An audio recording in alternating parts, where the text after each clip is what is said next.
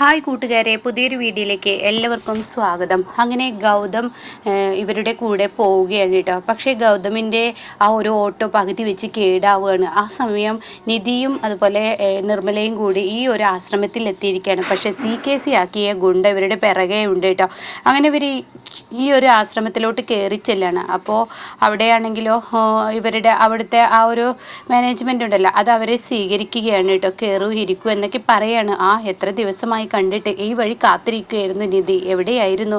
ഞാനൊന്ന് നിങ്ങളെ വിളിക്കണമെന്ന് കരുതിയതാ, അപ്പോഴേക്കും ഞങ്ങൾ വന്നു എന്തായാലും എന്നൊക്കെ പറഞ്ഞിട്ട് സംസാരിച്ച് തുടങ്ങുമ്പോഴേക്കും അല്ല ഇതാര്, ഇത് മനസ്സിലായില്ലല്ലോ എന്ന് പറയുമ്പോൾ ഉടനെ തന്നെ പറയാണ്, അതെ ഇതാണ് നിർമ്മലാമ്മ, അറിയുന്നുണ്ടോ എന്നൊന്ന് ഓർത്ത് നോക്ക്. അപ്പോഴാണ് കേട്ടോ പാറുവിൻ്റെ കൂടെ പണ്ട് വന്ന നിർമ്മലയെ എങ്ങനെ ഓർമ്മ വരുന്നത്. അതെ, ആ മനസ്സിൽ ചിന്തിച്ച ആ ആൾ തന്നെ ഗൗതമിൻ്റെ അമ്മ. അപ്പോൾ അത് കേട്ട ഉടനെ നിർമ്മല പറയാണ്, ശരിയാണ്, ഞാൻ ഗൗതമിൻ്റെ അമ്മയാണ്. ഇന്നിപ്പോൾ ഞാനും എൻ്റെ മകനും തിരിച്ചറിഞ്ഞു. പക്ഷെ ആ തിരിച്ചറിഞ്ഞ സത്യം ഒരിക്കലും പാറുവിനെ അറിയില്ല കേട്ടോ. അപ്പോഴേക്കും നിധി പറയാണ്, ഓക്കെ, അപ്പോൾ എന്തായാലും നിങ്ങളായിട്ട് അത് വെളിയിലോട്ട് വിടരുത് എന്ന് നിർമ്മല പറയുന്നുണ്ട് കേട്ടോ. ഈ സമയം ആയിക്കോട്ടെ, ഞാൻ പറഞ്ഞതുപോലെ ചെയ്യാം.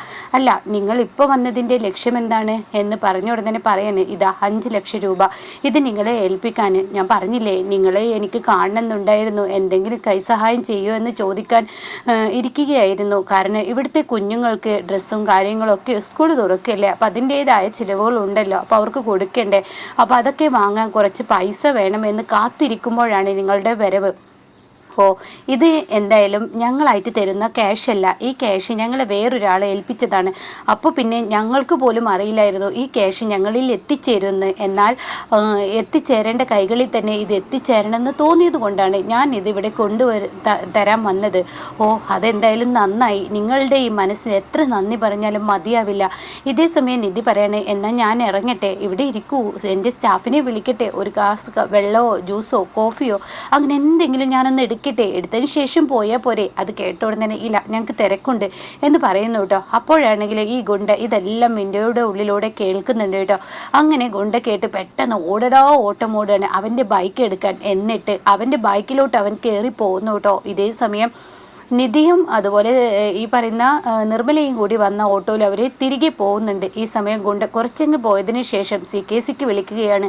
CKCയോട് പറയാണ്, ഞാൻ നിങ്ങൾ പറഞ്ഞതുപോലെ അവരെ ഫോളോ ചെയ്തു പോയി. അവർ ആ ബാഗുമായി പോയിരിക്കുന്നത് കാരുണ്യ എന്ന് പറയുന്ന ആ ഒരു അനാഥ മന്ദിരത്തിലോട്ടാണ്.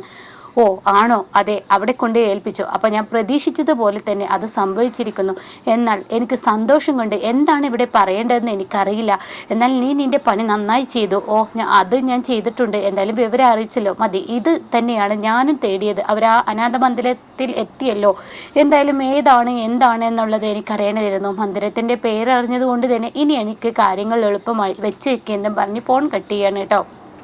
പിന്നീട് ജ്യോതിയാണ് കാണിക്കുന്നത്. ജ്യോതിക്ക് ഫോൺ വന്നിരിക്കുകയാണ്. അതെ, ആ എംബോക്ക് കമ്പനിയുടെ കാര്യത്തിൽ തീരുമാനം എന്തെങ്കിലും ആയോ? ആ ഗൗതം അത് ഒപ്പിട്ട് കൊടുത്ത തീർച്ചയായും നമ്മുടെ കൈകളിലോട്ട് അത് എത്തില്ല കേട്ടോ. അഥവാ അത് ഒപ്പിടാതിരിക്കാനുള്ള എന്തെങ്കിലും ട്രിക്ക് ചെയ്തോളൂ എന്നൊക്കെ പറഞ്ഞ് കമ്പനിയിൽ നിന്ന് ഒരു സ്റ്റാഫ് വിളിക്കുകയാണ്. ഈ സമയം ജ്യോതിക്കാണെങ്കിൽ ടെൻഷൻ വരികയാണ്. ഈശ്വരേ, CKC എവിടെ? ആ ശിവാനിയാണെങ്കിലോ തന്ത്രമുള്ള പെണ്ണാണ്, അതുകൊണ്ട് തന്നെ ഈ പറയുന്ന പ്രണവ് പൊട്ടനാണ്, അവൻ എന്തായാലും അത് നേടിയെടുക്കാൻ കഴിയില്ല. പക്ഷെ ശിവാനിക്കത് കഴിയും. ശിവാനിക്കത് കഴിഞ്ഞാൽ തീർച്ചയായും എനിക്ക് പണി കിട്ടും. അപ്പോൾ 500 കോടിയുടെ ആ പ്രൊജക്റ്റ് നമുക്ക് നഷ്ടമായി എന്ന ചിന്താഗതിയിൽ ഇരിക്കുമ്പോഴാണ് കേട്ടോ ഈ പറയുന്ന CKCയുടെ കടന്നു വരവ്. CKC എന്തായി ആ 500 കമ്പനിയുടെ ആ എംബോക്ക് കമ്പനിയുമായുള്ള ആ ഒരു ഒപ്പുവെക്കൽ? അതെ, അത് നടക്കും. അതെന്തായാലും ഞാൻ പറഞ്ഞതുപോലെ തന്നെ ആ ഒരു ഒപ്പ് കിട്ടില്ല. അത് നിങ്ങൾ പറയല്ലേ, ശിവാനി എന്ന് പറയുന്ന ആ തന്ത്രയായ പെണ്ണിനെ നിങ്ങൾക്കറിയാഞ്ഞിട്ട് ആ പെണ്ണ് എങ്ങനെയെങ്കിലും ഗൗതമി നിന്ന് ആ ഒപ്പ് നേടും. അതോടുകൂടി നമ്മുടെ കാര്യത്തിന് ഒരു തീരുമാനമാവും. പിന്നീട് പറയാനുണ്ടാവില്ല, പിന്നീട് പറഞ്ഞിട്ട് കാര്യവും ഉണ്ടാവില്ല. അതുകൊണ്ട് നിങ്ങളൊന്ന് വിളിച്ചു നോക്ക് പ്രണവിനെ. അങ്ങനെ പ്രണവിനെ വിളിക്കുകയാണ് കേട്ടോ CKC. സ്പീക്കറിലിടെ എന്ന് പറഞ്ഞ് ജ്യോതിർമായി സ്പീക്കറിൽ ഇടിപ്പിക്കുന്നുണ്ട്. ഈ സമയം പ്രണവും വസുന്ധര ഇങ്ങനെ ഇരിക്കുന്ന സമയമായിരിക്കും. പ്രണവ് CKC ആണെന്ന് പറഞ്ഞ് ഫോൺ എടുക്കാണ്. അപ്പോഴേക്കും രേണുകയും ശിവാനിയും അവിടെ എത്തിയിട്ടോ. അങ്ങനെ എന്താ CKC വിളിച്ചത്? എടാ എന്തായടാ, ആ കമ്പനിയുടെ കാര്യത്തെക്കുറിച്ച് എന്തായി, എന്തെങ്കിലും ഒന്ന് ആയോ എന്ന് CKC പ്രണവിനോട് ചോദിക്കുമ്പോൾ ഇവരെല്ലാവരും ആകെ പകച്ചു നിൽക്കുകയാണ് കേട്ടോ. ഇതേ സമയം CKC പറയുന്നുണ്ട്, അതെ, ആ കമ്പനിയുടെ കാര്യത്തിൽ എന്തെങ്കിലും നീ ഒന്ന് ചെയ്യട പ്രണവേ. നീ ആദ്യമായി ആ കമ്പനിയിൽ കയറിയിട്ട് നിനക്ക് കിട്ടിയ ഒരു ഓഫറാണിത്. ആ ഓഫർ വെച്ച് നീ തന്നെ ചെയ്യണം. കാരണം നിന്നെ ആളുകൾ അറിയപ്പെടുന്ന ഇതിലൂടെയാണ്. 500 കോടിയുടെ പ്രൊജക്റ്റാണ്. ആ പ്രൊജക്റ്റ് നീ തട്ടിത്തെറിപ്പിച്ച് കളയരുത്. അത് നീ മനസ്സിലാക്ക്. നീ എന്താ മനസ്സിലാക്കാത്തത്? ഇനി അത് തട്ടിത്തെറിപ്പിച്ച് എൻ്റെ കൈകളിലോട്ട് എത്തും. അതെനിക്ക് സങ്കടകരമാണ്. പക്ഷേ അത് സങ്കടമായാലും ഇനി അഥവാ ഗൗതം ഒപ്പിട്ട് തന്നില്ലെങ്കിൽ ഞാനൊരു പണി ചെയ്യാം. അത് ഞാൻ നിന്നെ തന്നെ ഏൽപ്പിക്കും. ആണോ അങ്കിളെ? അങ്ങനെയാണോ? അതെ, ഞാൻ നിന്നെ ഏൽപ്പിക്കും. അത് കേൾക്കുന്ന ശിവാനിക്കും വസുന്ധരയ്ക്കും അത്ര അങ്ങ് ദഹിക്കില്ല കേട്ടോ. അല്ല, ഒപ്പിട്ട് കിട്ടിയെന്ന് ചോദിച്ചതിന് ഈ മറുപടി പറഞ്ഞില്ലേ? അത് പിന്നെ ഒപ്പിട്ട് ഞാൻ ഇപ്പോൾ ഗൗതമുമായി പോയി കണ്ടു. എന്നിട്ട് ഒപ്പിടാൻ ശ്രമിച്ചിട്ട് ഞങ്ങൾക്ക് ഒപ്പിടാൻ കഴിഞ്ഞിട്ടില്ല. ആദ്യം പറയും ഒപ്പിട്ട് കഴിഞ്ഞു എന്നൊക്കെ ഇങ്ങനെയുള്ള പേടിയോടുകൂടി സംസാരിക്കുമ്പോൾ അവിടെ ജ്യോതിർമയ്ക്ക് പേടി വരികയാണ് കേട്ടോ.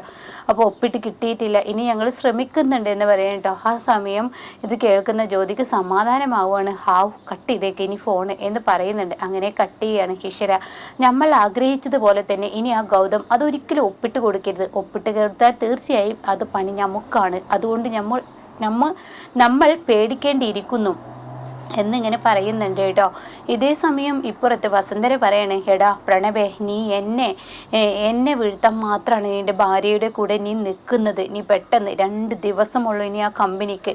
ആ കമ്പനിയുടെ പ്രൊജക്റ്റ് ഗൗതം ഒപ്പിട്ടില്ല എങ്കിൽ ആ CKCയുടെ കൈകളിലെത്തും. CKC പറയുന്നത് പോലെയൊന്നും നമ്മളെ ഏൽപ്പിക്കുമെന്ന് എനിക്ക് തോന്നുന്നില്ല. അതുകൊണ്ട് പ്രണവേ, നിനക്ക് കിട്ടിയ ഈ അവസരം നീ മുതലെടുക്കുകയാണ് വേണ്ടത്. നിൻ്റെ ഭാര്യയാണെങ്കിലോ ഇതിലോട്ട് ബുദ്ധി ചെലുത്താതെ നിൻ്റെ ഭാര്യ ചെയ്യുന്നത് എന്നെ എങ്ങനെയാ കമ്പനിയിൽ നിന്ന് ഇറക്കാം, എന്നെ എങ്ങനെയാ കമ്പനിയിൽ നിന്ന് ഇറക്കാം എന്നുള്ള കുനുഷ്ട് ബുദ്ധിയുമായാണ്.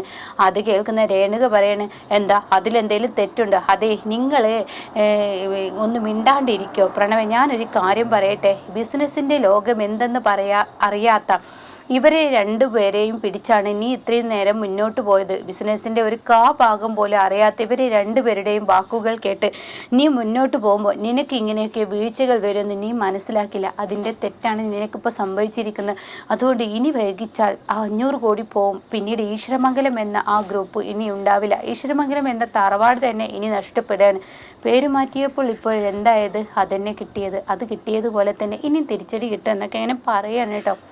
ആ സമയം പ്രണവ് എന്താ ചെയ്യേണ്ടതെന്ന് അറിയാതെ ആകെ ഭ്രാന്ത് പിടിച്ചിരിക്കുകയാണ്. എന്നാൽ ഈ സമയം ഗൗതം പാതി വഴിയിൽ ഇവരെങ്ങോട്ടാണ് പോയതെന്നറിയാതെ വീട്ടിലോട്ട് തിരികെ പോയിരിക്കുകയാണ് കേട്ടോ. അപ്പോൾ ഉടൻ തന്നെ പാറു ചോദിക്കുകയാണ്, അല്ല മോനെ, നീ എന്താ ഇത്ര പെട്ടെന്ന് ഇങ്ങോട്ടേക്ക് വന്നത്? ഒന്നുമില്ല. അതെന്താ, നീ എന്തോ ഒരു ആവശ്യത്തിന് പോവാന്നൊക്കെ പറഞ്ഞിട്ട് പിന്നെ ഇപ്പം എന്താ? ഒന്നുമില്ല അമ്മേ.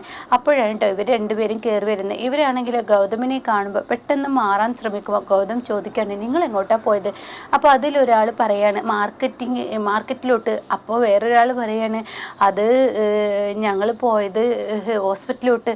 ഇതെന്താ 2 പേരും 2 തരത്തിൽ സംസാരിക്കുന്നത്? ഹോസ്പിറ്റൽ, മാർക്കറ്റ്, എന്തൊക്കെയാണ് നിങ്ങൾ പറയുന്നത്? അത് കേട്ട ഉടൻ തന്നെ ഗൗതം പറയാണ്, അവർ ഇങ്ങനെയൊക്കെ തന്നെ പറയത്തുള്ളൂ. കാരണം അവർ പോയത് ഈ സ്ഥലത്തോട്ടല്ല. അപ്പോഴേക്കും ഗൗതമിനോട് നിധി പറയാണ്, അതെ, ഞങ്ങൾ 2 സ്ഥലത്തും പോയി, അതുകൊണ്ടാണ് അങ്ങനെ പറഞ്ഞത്. ഇത്ര നല്ല കള്ളം പറയാൻ നിന്നെക്കൊണ്ട് മാത്രമേ നിധി കഴിയത്തുള്ളൂ.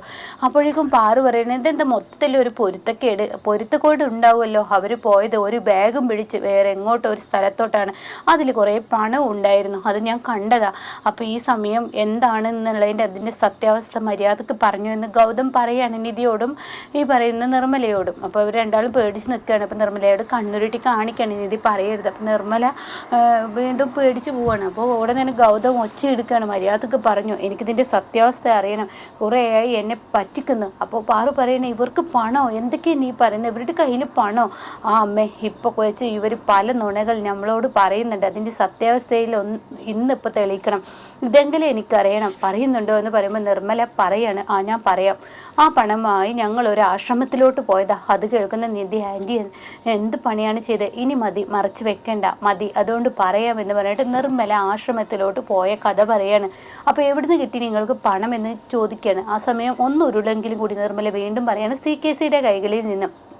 അത് കേൾക്കുന്ന പാറു പറയണേ, നിനക്കെന്താ എത്ര കണ്ടാലും കൊണ്ടാലും പഠിക്കില്ല, അവൻ്റെ കൈകളിൽ നിന്ന് നീ എന്തിനാ പണം മേടിച്ചത്? അപ്പം നിർമ്മല പറയാൻ, ഞാൻ ആരുടെ കൈകളിൽ നിന്നും പണം വാങ്ങിയില്ല, അവൻ്റെ തെറ്റുകൾ മറന്നെന്നും മരിക്കാൻ പോവുകയാണെന്നും അതുകൊണ്ട് തന്നെ താൻ ഈ പണം അവിടെ കൊടുക്കണമെന്നും അതുമാത്രമല്ലല്ലോ ആ ഒരു ആ ഫോട്ടോയുടെ പിറകിൽ സത്യങ്ങൾ വെളിയിലോട്ട് വരാൻ വേണ്ടി ഞങ്ങളെ മനസ്സലിയിപ്പിക്കാൻ വേണ്ടി ഓരോന്ന് ചെയ്യാണ്. അത് കേൾക്കുന്ന ഗൗതം പറയണേ, ഓ ഇതൊക്കെ ഞാൻ വിശ്വസിച്ചു, പക്ഷെ ആ ഫോട്ടോയുടെ കാര്യത്തിൽ ആ ഫോട്ടോ കാണിച്ചാലൊന്നും അവൻ അങ്ങനെ പേടിക്കില്ല.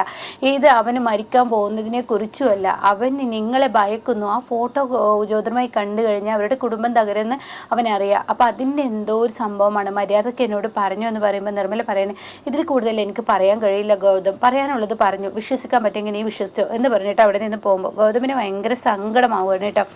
തന്നോട് മാത്രം എന്ത് മറച്ചു വെക്കുന്നു, എന്താണ് ഇതിൻ്റെ സത്യാവസ്ഥ എന്നറിയാൻ വേണ്ടി ഗൗതം ഇനിയും പോകുന്ന ആ ഒരു എപ്പിസോഡാണ് കേട്ടോ നമുക്ക് മുന്നിൽ കാണാനിരിക്കുന്നത്.